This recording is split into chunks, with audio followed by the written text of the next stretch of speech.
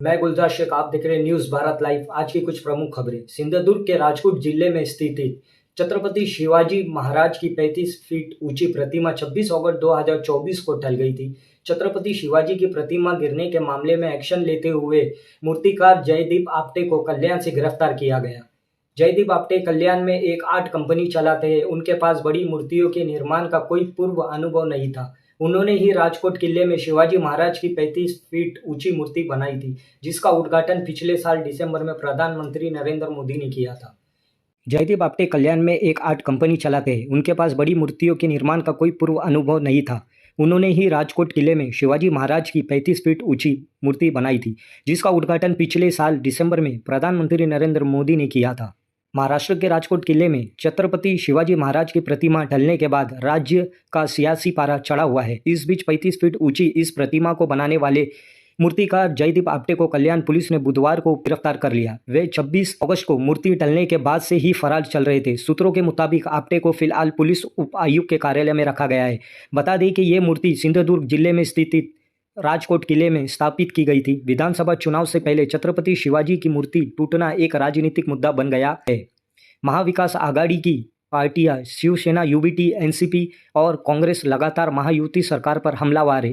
प्रधानमंत्री Narendra Modi, CM Eknath Shinde, deputy CM Devendra Fadnavis और अजित पवार इस मुद्दे पर महाराष्ट्र की जनता से माफ़ी मांग ली है। स्ट्रक्चरल कंसल्टेंट चेतन पाटिल को इस मामले में पुलिस पहले ही गिरफ्तार कर चुकी है। जयदीप आपटे कल्याण में एक आर्ट कंपनी चलाते हैं। उनके पास बड़ी मूर्तियों के निर्माण का कोई पूर्व अनुभव नहीं था। उन्होंने ही राजकोट किले में शिवाजी महाराज की 35 फीट ऊंची मूर्ति बनाई थी, जिसका उद्घाटन पिछले साल दिसंबर में प्रधानमंत्री नरेंद्र मोदी के द्वारा किया गया था। बता दें कि महाराष्ट्र के लोग छत्रपति शिवाजी को अपना आराध्य मानते हैं और उनको पूजते हैं। महाराष्ट्र विधानसभा चुनाव से पहले उनकी मूर्ति खंडित होने की घटना के विपक्ष गठबंधन महाविकास आघाड़ी को एकनाथ शिंदे के नेतृत्व वाली महायुति सरकार पहले हमला करने का मौका दे दिया। मूर्तिकार आपटे की गिरफ्तारी पर प्रतिक्रिया व्यक्त करते हुए भाजपा नेता प्रवीण दरेकर ने कहा, जो लोग हमारी सरकार के आलोचक थे उन्हें अब अपना मुंह बंद कर लेना चाहिए। ये सोच है कि पुलिस ने जयदीप आपटे को गिरफ्तार करने में थोड़ा समय लिया।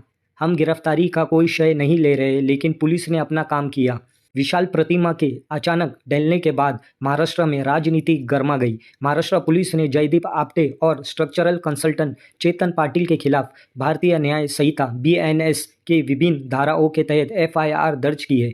पाटिल को 31 अगस्त को गिरफ्तार किया गया था, जबकि आपटे के खिलाफ लुकआउट सर्कुलर एलओसी जारी किया था। विपक्ष नेताओं द्वारा इस बात पर आपत्ति जताई गई कि आपटे के पास इतनी बड़ी मूर्ति तैयार करने का अनुभव नहीं था। इसके बावजूद उन्हें शिवाजी की विशाल प्रतिमा बनाने का कॉन्ट्रैक्ट कैसे मिल गया। शिवसेना यूबीटी महायुति सरकार पर जयदीप आपटे को बचाने का आरोप भी लगा रही थी।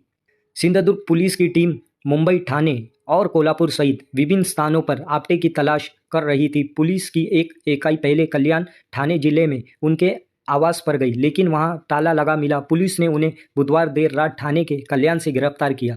इस बीच महाराष्ट्र कांग्रेस ने आरोप लगाया कि परियोजना के लिए राज्य के खजाने से 236 करोड़ रुपए आवंटित किए जाने के बावजूद मूर्ति के निर्माण पर केवल 1.5 करोड़ रुपए खर्च किए गए। इस बीच 5 सदस्य तकनीकी समिति ने स्थल का निरीक्षण करने के लिए मालवन किले का दौरा किया।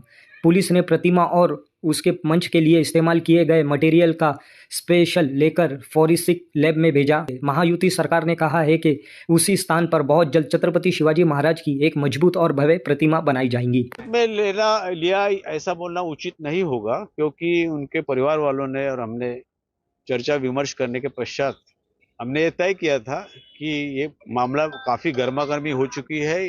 जो राजकीय जो दल है वो उसमें बहुत कुछ गलत आरोप कर रहे हैं। उनका खुद का फायदा करना चाहते हैं ये लोग, और वातावरण भी बहुत खराब है। अभी गणपति आ रहा है, महाराष्ट्र का जो सन है बहुत अच्छा, बहुत बड़ा त्योहार है। तो ये सब देखते हुए ये उचित होगा कि अगर वो सरेंडर करे और पुलिस जो एजेंसी है उनके साथ अगर सहकार करे वो, तो वो उचित रहेगा। वो हिसाब से हमने उसको हाजिर होने के लिए हमने संदेशा भेजा और वो हिसाब से आज शाम को वो हाजिर हो चुका है।